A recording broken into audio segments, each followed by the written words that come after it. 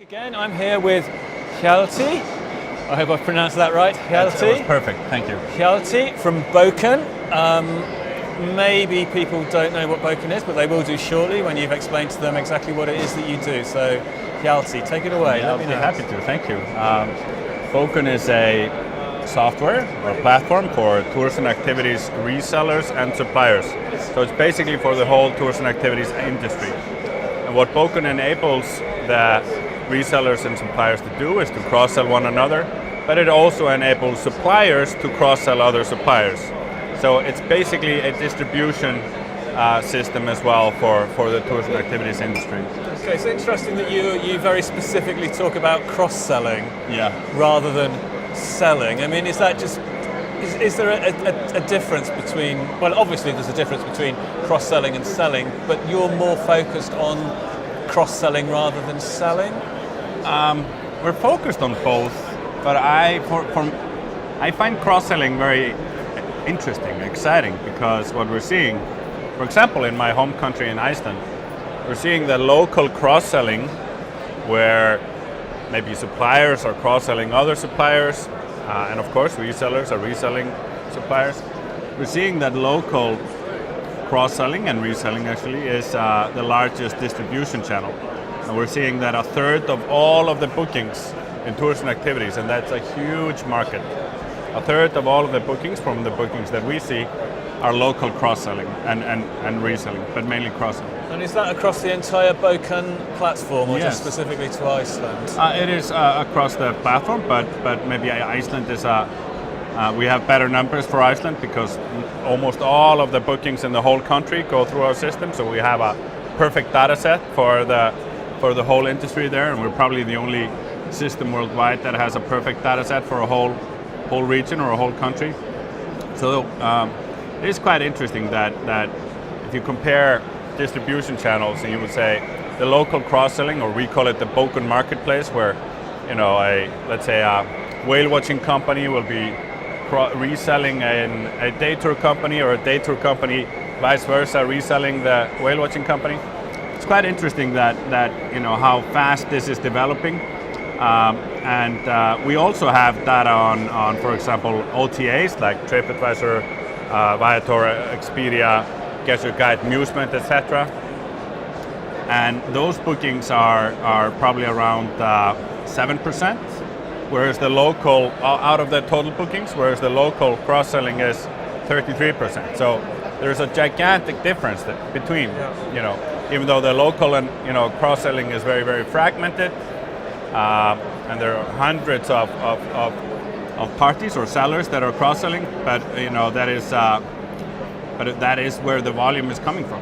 So it's the volume, in the growth in the tours and activities you're saying is coming from the cross-selling of small suppliers rather than standalone one-off trips, one-off tours. Yes, well, the thing with tours and activities is that there's growth all over. Okay. So it's hard to say that the growth is coming from there, but it's growing very, very fast. Okay, so in the relatively sort of small-scale individual suppliers cross-selling, I can sort of get that. But when you're looking at the larger businesses, like the bus tours, is there a similar, inclination towards cross-sell from the larger Let's suppliers? say you take a bus tour out of London. You're operating a bus tour company. Then what you would do, for example, to create a better or richer product offering, you would say, okay, I'm going to, just an example, I'm going to the Harry Potter tour at the, the studios, Warner Brothers Studios in Watford, isn't it? I think Harry it's who, sorry? Harry Potter. Harry Potter. Harry Potter. Oh yeah, I've heard of it. Yeah. Yeah, my pronunciation is maybe not good, but Harry Potter. The J.K. Rowling books. Yeah. All right. Yeah. Anyways, so there's a studio, Warner Brothers studio, and I think it's in Watford. I'm not sure. So you have a bus company. You would theoretically bundle your bus tour as in a transport product with the tour of with the Harry Potter tour. So there you're doing two things. You're selling the Harry Potter tour, and you're selling your tour. Or your product, and you get a commission from selling the Harry Potter tour. So this is just one way of how the local destination or the local environment can help one another to create a better experience for the tourist, and this shows how easy it is to create new products that will enhance the local cross-selling. Okay. I mean, you said that most of the bookings in Iceland go through the Bokun Bokun platform. Yes. I mean, do you work with any other destinations specifically? I mean, because Iceland is quite an interesting market in that it's quite small and compact, and it's an island, it's contained. But does that dynamic of having a lot of the tours and activities in a single destination going through the same platform, does that apply elsewhere? Yeah, I mean, we do have customers and bookings in probably close to 100 countries, but we don't have any other market where all of the bookings in the market go through Bokun. But interesting that you're mentioning this, because we are rolling out a couple of projects, one in Finland, one in Ireland. For example, in Finland, we have a project with Finnair, the national carrier, aircraft carrier, and Visit Finland, where we're trying to digitalize the Finnish tourism industry, or the tours and activities industry. So basically, we've been going on road shows with Finnair all around Finland, and demonstrating the benefits for the tours and activities companies to be online and to demonstrate to hotels and other local resellers to sell everything in real time through one system. So basically, we're trying to get Finland all aboard on Bokun, and hopefully that will happen within a couple of months. We have a similar project with Fáilte Ireland, which is the national tourism agency of Ireland, I believe, where we are promoting together Bokun to the Irish tours and activities suppliers and resellers to get all the products visible to the whole world, and for them to cross-sell one another. Because when you go into a destination, let's say you're going to, where are you from? I come from the Midlands, but I like to think I come from London. All right, okay, let's call it Midlands. The Midlands. The Midlands. Yeah. So if you're going there, how do you know what you can do? I mean, there are probably tons of things you can do there, but it's simply not easy to find them on the internet. They're not necessarily on the Get Your Guide or Viator or TripAdvisor or Amusement, even though those platforms are absolutely fantastic and getting better every day. So how do you find them? You would want to be able to go to a hotel in the Midlands and be able to book and see all the product offering and be able to book it from there, for example. And this will create a better experience for the tourist, I think. Okay. So we know that tours and activities is growing. The product demand, the products are there, the demand from the customers are there. I mean, how do you think the technology needs to grow to be able to accommodate that growth? I mean, what are you looking at now to handle the growth that you maybe weren't looking at a couple of years ago in terms of the core tech that you use? What we are seeing is changing. Is that when I came into this business 4 years ago,